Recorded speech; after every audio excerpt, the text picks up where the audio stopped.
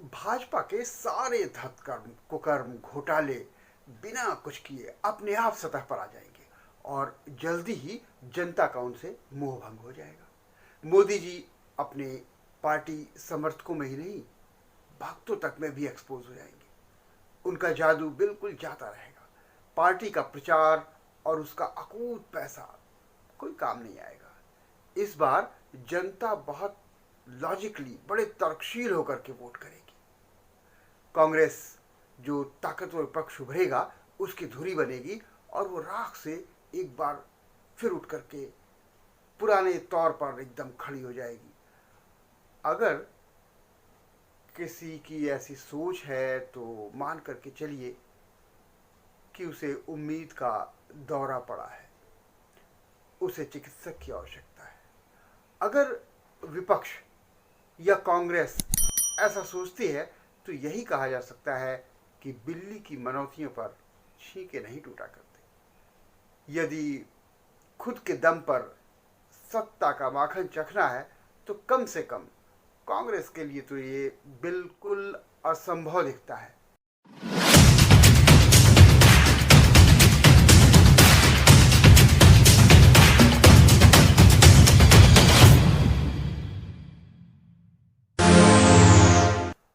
Editor के नवे episode में आपका स्वागत है। चलिए बात करते हैं कई राज्यों में अपनों से जूझती कांग्रेस के भविष्य। अगले साल उत्तर प्रदेश, उत्तराखंड, पंजाब, गोवा और मणिपुर में विधानसभा चुनाव होंगे। एक सर्वे इन राज्यों में कराया गया, वो ये बताता है कि इन राज्यों में 41 से लेकर के 56% तक के मतदाता जो हैं वो राहुल गांधी से असंतुष्ट हैं, या यूं कहें कि उन्हें पसंद उस तरीके से नहीं करते। उसी सर्वेक्षण से पता चलता है कि गोवा में 37.6%, मणिपुर में लगभग 40%, पंजाब में 51.2% और यूपी में 44.6% तथा उत्तराखंड में 48.1% लोग जो है वो कांग्रेस से, या यूं कहें कि कांग्रेस के कामकाज और उसके रवैये से संतुष्ट नहीं है। 5 चुनावी राज्यों में सोनिया गांधी के प्रति भी जो असंतुष्टि का प्रतिशत है वो 42 से 50% के आसपास है।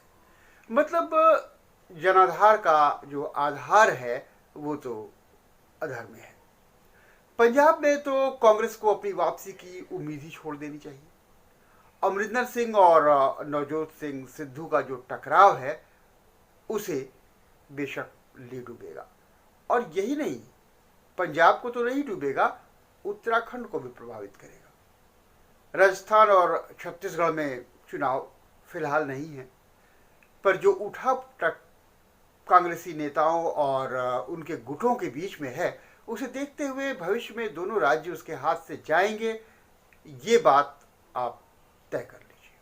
राजस्थान कांग्रेस में सचिन पायलट और मुख्यमंत्री अशोक गहलोत के बीच जो टकराव चल रहा है उसका असर बहुत भीतर तक पहुंच रहा है पार्टी में, और जाहिर है पार्टी इससे कमजोर होगी तो इनको दूसरा कार्यकाल तो नहीं मिलने वाला। वैसे भी राजस्थान में एक बार एक की सरकार होती है, दूसरी बार दूसरे की आती है, तो राजस्थान में इनके हाथ से जाएगा।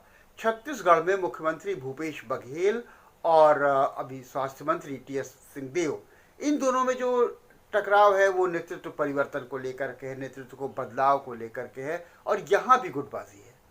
तो छत्तीसगढ़ भी एक तरह से इनके हाथ से जाने वाला है। केरल, कर्नाटक, मणिपुर, असम में भी कांग्रेस अपने लिए संकट का बीज बो चुकी है। केरल में गोपीनाथन टिकट न मिलने पर पहले ही पार्टी छोड़ करके जा चुके हैं। उधर अभी कुछ ही दिन पहले महासचिव केसी वेणुगोपालन आलाकमान के रवैये से नाराज होकर के पार्टी छोड़ गए। अब यहाँ 2022 के बाद जब इन 5 राज्यों में चुनाव हो जाएंगे, उसके बाद 2023 में विधानसभा चुनाव संभावित है। वहां मुख्यमंत्री पद की जो दावेदारी होगी कांग्रेस की ओर से, उनमें कौन सा चेहरा आगे होगा, इसको लेकर के विवाद छेड़ने की पूरी आशंका है और अभी से इसकी पृष्ठभूमि बन रही है। हिमाचल प्रदेश में जब वीरभद्र सिंह का देहांत हुआ तो उसके बाद वहां भी पार्टी नेता के लिए घमासान की जो सुबुगाहट है अभी से शुरू है। असम में महिला कांग्रेस के अध्यक्ष सुष्मिता देव ने पार्टी छोड़ दी और असम में जो सिचुएशन है कांग्रेस की, वो सबको पता है कि किस तरह से वो टूटी है और भाजपा के साथ बहुत से लोग गए हैं वहाँ पर, तो वहाँ भी पार्टी बहुत कमज़ोर है। इस बार बहुत दम लगाने के बाद भी प्रदर्शन उतना बेहतर नहीं रहा। मणिपुर में राजकुमार इमो सिंह, पूर्व सीएम और कांग्रेस के दिग्गज नेता ओकराम बिबोबी सिंह ने कुछ लोगों को तोड़ा और लगभग 9 विधायकों के साथ पार्टी छोड़ने की तैयारी में है। कांग्रेस में केंद्रीय नेतृत्व के आगे सिर झुकाने के दिन जा चुके हैं। अब वो इंदिरा गांधी वाली कांग्रेस तो नहीं रही। सबको केंद्रीय नेतृत्व की कमजोरी का भान हो गया है और सब सिरकश हो रहे हैं। लेकिन सच तो यह है कि न तो केंद्रीय नेतृत्व में कोई दम दिख रहा है, न संगठनात्मक ताकत नजर आ रही है, न क्षेत्रीय शत्रप शक्तिशाली हैं कांग्रेस के, और न ही लोक लुभाऊ भीड़ जुटाऊ नेता और न ही प्रखर रणनीतिकार कांग्रेस के कोई सामने आ पा रहा है, नजर आ रहा है। और इस पर भी दल के भीतर ही 23 वरिष्ठ नेताओं का जो एक अलग से विद्रोही गुट बना हुआ है और वो पार्टी के भीतर है। इसके अलावा राज्य में तो घमासान जारी ही है। ऐसे में कांग्रेस राहुल और सोनिया की अगुवाई में जल्द ही मजबूत हो जाएगी। प्रियंका गांधी कुछ कमाल कर दिखाएंगी। अगले दशक तक कांग्रेस अखिल भारतीय स्तर पर पुराना रुतबा फिर पालेगी। कांग्रेस मुक्त भारत बस महज सपना है।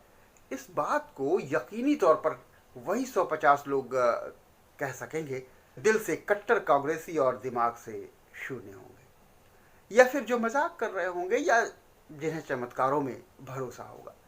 सत्य ये है कि अखिल भारतीय राष्ट्रीय और सबसे पुरानी पार्टी जो 2 साल से अपना राष्ट्रीय अध्यक्ष नहीं चुन पा रही हो, उस कांग्रेस का भविष्य शायद ही किसी राज्य में क्षेत्रीय पार्टी के बतौर बचता नजर आता हो।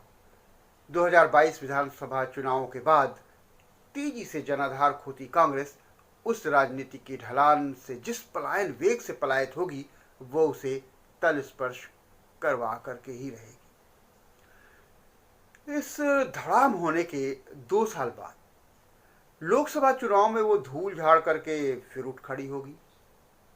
इसकी प्रत्याशा से ज्यादा आसान इस बात का आकलन लगाना होगा कि गर्त में गिरी कांग्रेस पर उसकी असफलता का मलबा उसे कितने गहरे गाड़ देगा।